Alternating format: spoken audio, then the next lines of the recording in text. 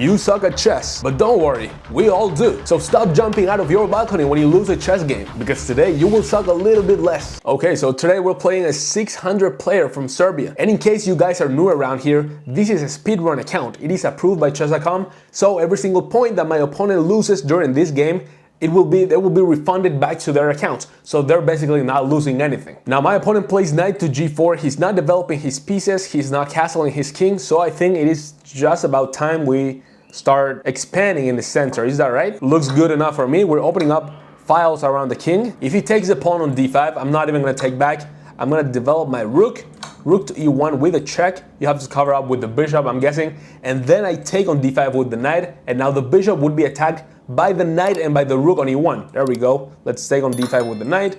Now the bishop is heavily attacked, and how do you defend that? I don't know. Is there any way to defend that bishop? Knight to b4. Okay, he wants to distract this knight, but I don't care about this knight because I am attacking your bishop. Also, I could take the knight for free, and you cannot take back because the bishop is pinned by the rook.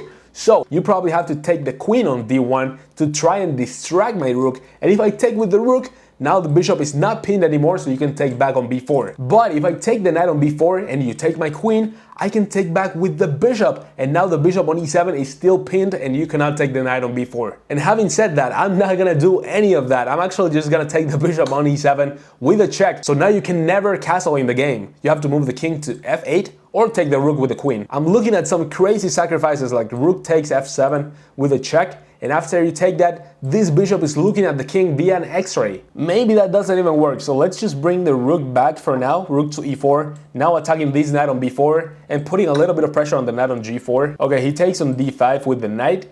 Do I want to take with the queen or with the bishop? I think I want to take with the bishop. I like my queen. Bishop to f5 attacking the rook. I really want to sacrifice that rook, but I'm not seeing many things that work. Yeah, I'm just gonna move the rook back for now. And as you can tell, I'm very low on time, so I have to watch out for that. I don't want to lose on time. Rook to c8, finally developing some pieces. Now, I really want to put this bishop on b4.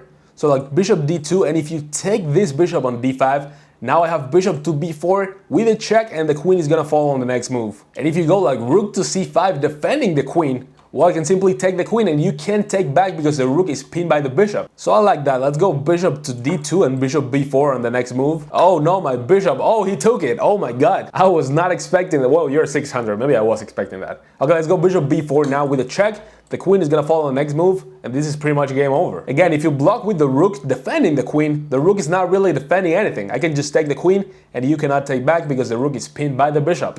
It's like I'm reading his mind. That's crazy. Okay, let's take the queen. And he will probably now realize that he can't take this and he will resign. Am I reading the future? I'm also attacking this bishop, by the way. Wow. All right, so this is checkmating too, if I'm not mistaken. Queen takes c5, and wherever you move the king, there's queen to e7 or queen to f8. Checkmate. There we go. GG. Good game to my opponent, and I get 30 points for that win. I just joined the 700 rating club. Yes, sir. That's exactly what I'm talking about. All right, so let's check the game review real quick. I played at 87% accuracy. Why the hell was that not 100? What could have been better? All right, so knight to b4 was an inaccuracy by my opponent. Of course, now I take on e7 with a check. You have to move the king, and now I have to be very careful with this rook because the knight is under attack, and the knight is the only thing defending the rook. So I just move the rook out of the way. I'm attacking this guy now. So you take on d5, I take with the I could have taken with the queen as well, but I guess it makes no difference. I'm just completely winning in this position. Bishop to f5, rook to e1. Yeah, I guess rook to d4 would have been a little bit better now with this rook and queen battery and over defending the bishop a little bit more. But I really like rook to e1 because now the rook is cutting off the king and you can never come back to the e file. And then my opponent fell for this little trap, bishop to b4 with a check and with a discover attack to the queen. And my opponent wanted to block the check and defend the queen at the same time, but that rook is pinned, so you can never take it. Then I take it, and it's a very simple checkmate in 2 moves. So very good game to my opponent, and now we move on to the second game of the day. Alright, now we're playing a 700 player. This is the first 700 we're playing. That's very scary. He goes pawn to e4, so now we go, of course, with the Sicilian, we go to Italy, and he's from Egypt, I guess. Let's see what he will play. Bishop to c4 now. What's the line versus this bishop c4 stuff? I don't know. I've never played e6 in the Sicilian, so I guess this is the chance to do it. Maybe pawn to d5 on the next move. I have no idea what's the theory in this line. Queen to f3, he wants to go for the checkmate, but this pawn is blocking that, buddy. So let me just develop this knight instead, and now I'm threatening knight to e5 with a little beautiful fork. How do you even stop that? Can you stop that? He goes pawn to d3. Okay, I have two options here. I can go to e5, attacking the queen and the bishop, or I could go knight to d4, attacking the queen, and if you move the queen to e3, then this is game over. That is a triple fork. So is it worth it to try that? Or do I want to take that bishop? I think knight to d4, I think it's worth the try. Queen to e3, please go with queen to e3. Queen there, okay, this is still a fork. You're losing the rook, but I really want that queen to go to e3, so I'm gonna attack the queen just one more time, just one more. Queen takes g5, I'm sacrificing a pawn. Oh, he didn't take it, god damn it. I was gonna go pawn to f6 and then forcing the queen to go back. Okay, now the queen goes all the way back, that's fine. And now I can't take that anymore. Maybe that was not worth it. Okay, so let's defend this pawn on g5 for now. And if you go c3, I just bring the knight back. Knight to c3, okay, so now he's stopping this a little bit more. So let's go knight to f6, putting more support to that d5 push. And I think now is the time we do that. Pawn to d5. If you take it with the pawn, I'm just gonna take back with my pawn. If you go pawn to e5, I'm gonna take that bishop. Yeah, okay, he takes back with the pawn. Now I'm gonna take back with my pawn. He probably give me a check. I take that with my knight for sure. Queen there, check. Okay, let's block with the bishop. This knight is defended, so you can never, All right, so if you guys remember, what was I trying to do the whole time during the opening? Get the queen to e3. That's right, that's what I was trying to do. And now the queen is on e3. It gave me a check. I had to block the check, but now my opponent took the pawn on d5, and he forgot about this idea that I was trying to do the whole time. So now that the queen is here, the king is here, we have a beautiful royal fork, and I think that's the first royal fork of the speedrun series. I'm gonna take the pawn on c2, and I'm gonna take the queen on the next move. He takes back with the knight. Okay, now we're up a full queen, so this should not be too hard. Let's just develop this bishop and maybe try to get my opponent to exchange every single piece. Bishop to b2. I could go knight to e4 check, sacrificing my knight to take your bishop. And I kind of like that idea. Let's go knight to e4. Wait, am I drunk? I thought I had a bishop on g7. Oh my god. Thankfully, he couldn't take this knight because my queen is pinning this pawn. All right, so that was really bad. Let's not do that again. Let's go bishop to f6 now. And if you take my knight, I'm just gonna take your bishop. And if you take my bishop, I'm gonna take back with the knight. Or maybe with the queen to attack the rook. Yeah, if he takes on f6, I'm gonna take back with the queen. Attacking that rook, maybe he doesn't even realize. Alright, he takes on e4, so let me take that bishop now. Maybe rook to d1, there we go. I could take this bishop with a check. I could block on d4 with this bishop. I could go queen to a5. Many options here. But I think queen to a5 does the job. Because if you take on e6, that's kind of good for me. I take back with the pawn, and now this pawn is not allowing this knight from jumping in. So yeah, I kind of like my position. I can still castle even. Let's take this pawn first, and then I might be threatening some discovered checks, but not anymore, because you are pinning my bishop. All right, so my bishop is pinned. If I take the pawn on b3 with the queen, now he has rook to b1, pinning that bishop even more, and that bishop is going down. I can't defend it anymore. I could go like queen to b5 check, but then he just moves the queen, the bishop is still pinned, and if I move the bishop, I lose the queen. I have queen to b3 attacking the knight, and if you take with the rook, you drop the knight, but if you take with the knight, I just lost a piece, so that's probably what's gonna happen. I completely miscalculated that, and that happens. That's totally fine, because I'm up so much material. Oh, he takes with, oh my god, he takes with the rook.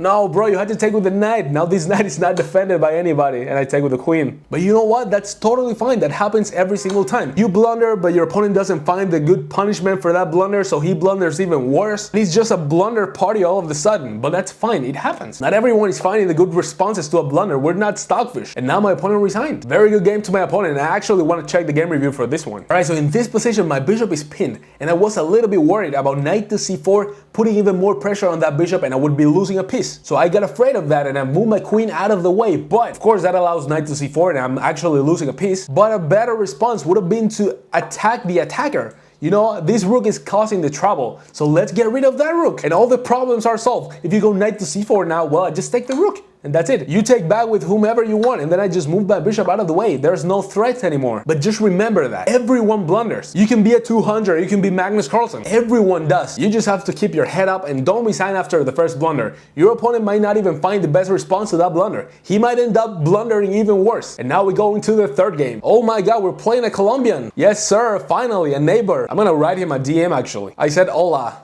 He plays the same line as the other guy, bishop c4. Okay, let's go pawn to e6 and then pawn to d5 if he allows me. Or will he play the same thing, queen to f3? Is that like a new line that I'm not aware of? Oh man, he's not responding to my message. Should I ban this guy? No, I'm just kidding. Okay, let's go pawn to d5. Again, I have no idea what's going on here. Maybe bishop b5. with a check, and I block with my knight. Maybe you take on d5, I take back with my pawn, and you move the bishop out of the way. Many options here. You take on d5, okay, let's take back with the pawn. Bishop b5 maybe. He goes to b3. Okay, let's go knight to f6. You take on c5, I take back with my bishop. You're helping me develop. There we go, I like that. Yes, sir. Then I'm just gonna castle, knight to c6, bishop g4. Everything is pretty simple. All right, so this pawn on d5 is attacked 1, 2, 3 times, and it is defended once and twice. So I need to add another defender. There we go. Very simple stuff. And then the plan changed a little bit, but I'm still gonna castle and knight to c6, then put a rook on e1, and he just wants to keep attacking me. Okay, but that is no problem. Let me just castle here. And if you take on f6, I take back with the queen. Yes, you removed an attacker from what the hell is that? What does that mean? Why did he take that pawn? Did he think I was gonna take back with the knight and blunder my queen? What kind of disrespect is that, my man? Let me take back with the bishop. And now I think we're just exchanging pieces?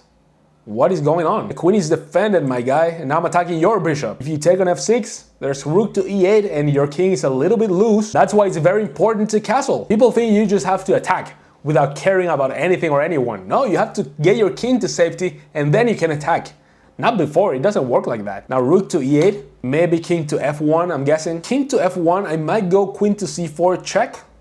All right, so if I take your bishop, my queen is falling. Yeah, I pretty much have to take the queen on d1 and then take the bishop on f6. And then this pawn is falling. I'm attacking the rook.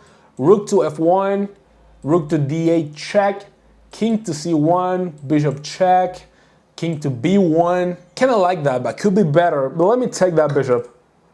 Sorry, the pawn, not the bishop. Rook to f1, there we go. All right, now rook to d8. This is kind of the only move, otherwise you lose the knight. I think I can pre-move this actually, it's very safe. There we go. Now king to b1 is the only move, and I'm gonna pre-move this as well. There we go. Very nice. I'm gonna actually destroy this dude because I said hello in chat and he never responded. And now he blunders checkmate, which is the worst part. Should I have mercy with this guy because he's also Colombian? Or should I kill him because he doesn't have manners? Yeah, I think manners is way more important than nationality. Goodbye, my brother. Knight to c1 is the only move. And then I'm actually gonna take with the bishop. I'm gonna bully him real bad. It's so easy responding to a hello, man. Why didn't you do that? Now I have to kill you. Pawn to a3, okay, now he's gonna escape. But bishop to g5 with a discovered check, and I'm gonna take your rook on the next move. But I'm gonna take this one first because that's also a check. And then I'm gonna take this one. I just took everything. He's not resigning. Bad idea. That looks too dark. Let me open the window a little bit more. Okay, it looks better now. I'm gonna promote a queen and a bishop, and I'm gonna give you a checkmate with both. Not this bishop. I'm gonna give this bishop to you. And I'm gonna promote another bishop and a queen, and you will die from that. You have to be respectful, man. You have to respond to a hello. It's very nice. And now we're just gonna give you everything. So you get a little bit of hope, you know? Hey, do you like rooks, man? How you like this one? And now we start marching up with the pawns. Let's bring the king closer. Closer. What did I say I was gonna make? A queen and a bishop, right? That's right. Okay, now you can never stop this pawn. Oh, look at that pawn trying to run. Let me take that, if you don't mind. And let's make a queen on the next move. I only have this pawn left, and that's gonna become a bishop, just as I said it. Now let me pin this pawn, and I'm gonna take it on the next move. There we go. Now we take this other pawn. Oh no, he resigned. Now you resign like a gentleman, but you couldn't say hello, man. Nah, I'm just kidding. Good game to my opponent. I got 26 points from that win, and we're like 2 or 3 games away from 800. So on the next episode, we'll get it to 800, maybe 900, to make it a little bit longer. I hope you guys enjoyed the games and the video. Make sure you like and subscribe, and I will see you on the next game.